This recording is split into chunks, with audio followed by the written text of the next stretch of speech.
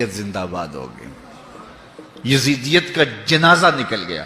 وہ تخت و تاج جس کے لیے یزید نے اتنا کچھ کیا تھا، اس کے اپنے بیٹے نے اس پہ تخت پہ تھوکا۔ یزید کا بیٹا معاویہ بن یزید جب تخت نشین ہوا ہے تو وہ گھر سے باہر 6 ماہ نہیں نکلا، اس کا جنازہ ہی نکلا۔ تو لوگوں نے کہا آئیے نا تخت پہ بیٹھی، کہا میں اس تخت پہ نہیں بیٹھنا چاہتا جس سے آل پیغمبر کے خون کی بو آ رہی ہے، میں نہیں اس تخت پہ بیٹھنا چاہتا۔ اور پھر اس کا تخت سمٹ گیا، اس کا نام مٹ گیا، کلنج کے مرض سے تڑپتا ہوا مرا اور انتہائی ذلت کی موت مرا، رسوا ہو گیا، اس کا نام بھی باقی نہیں ہے۔ میں گزشتہ برس کربلا میں حاضر ہوا تو حضرت امام حسین کا چمکتا ہوا روضہ نور دیکھا۔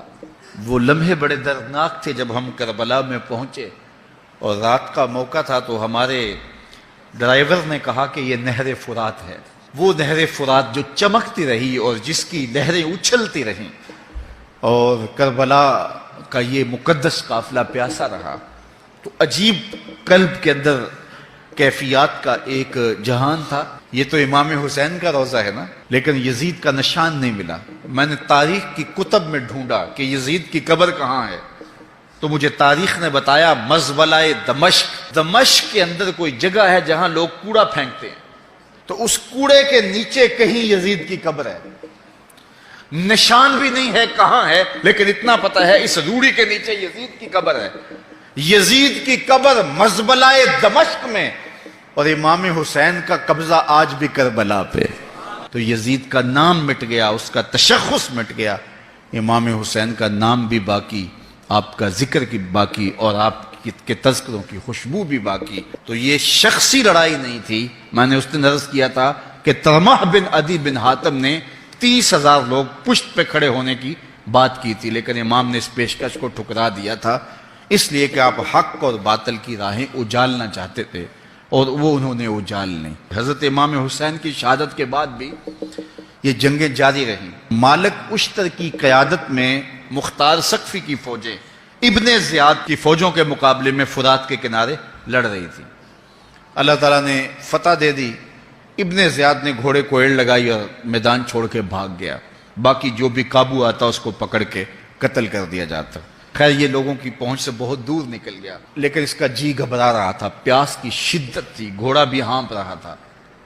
تو یہ چلتے چلتے صحرا میں گیا تو وہاں اس نے دیکھا کہ ایک خیمہ ہے، تو سوچا کہ میں چلتے چلتے ان سے پانی کا گھونٹ مانگ لوں تاکہ اپنے جگر کی پیاس تو بجا سکوں۔ تو اس نے گھوڑا کھڑا کیا اور ہانپتا ہوا اس نے پردہ اٹھایا، دیکھا تو خیمے میں امام زین العابدین قرآن کی تلاوت کر رہے تھے۔ تو جب اس نے دیکھا تو ایک دفعہ تو شرم سے پانی پانی ہو گیا، لیکن مرتا کیا نہ کرتا، پیاس کی شدت تھی کہ حضرت پانی دیجئے۔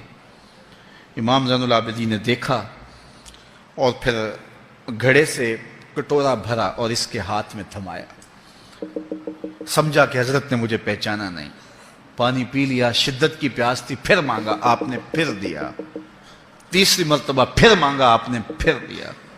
3 کٹورے پانی کے پینے کے بعد امام زین العابدین سے کہنے لگا حضرت شاید آپ نے مجھے پہچانا نہیں۔ امام زین العابدین ابھی تک ضبط کیے بیٹھے تھے، آنکھوں سے موٹے موٹے آنسو نکلے۔ کہا بدبخت تجھے نہیں جانتا جس نے میرا خاندان اجاڑ دیا، 6 ماہ کے بچے بھی نہ چھوڑے، جس نے مخدرات کو اونٹوں پہ بٹھایا، کیا تجھے نہیں جانتا جس نے خاندان نبوت اجاڑ دیا؟ تو کہا حضرت اگر جانتے ہیں تو میرے ساتھ یہ سلوک کیا کیا؟ کہا ایک دن ہم مہمان بن کے تمہارے گھر آئے تھے، جو تم نے کیا وہ تمہارے خاندان کی ریت تھی، آج مہمان بن کے ہمارے دروازے پہ تم کھڑے ہو، جو ہم کر رہے ہیں ہمارے خاندان کی ریت ہے۔ تو یہ شخصی لڑائی نہیں تھی، یہ نظریات کا تصادم تھا۔ تو امام حسین رضی اللہ تعالیٰ عنہ جو چاہتے تھے وہ ہوا، حق اور باطل کی سرحدیں بالکل واضح ہو گئیں۔ نہ یزید کا وہ ستم رہا، نہ زیاد کی رہی وہ جفا، رہا تو نام حسین جسے زندہ رکھتی ہے۔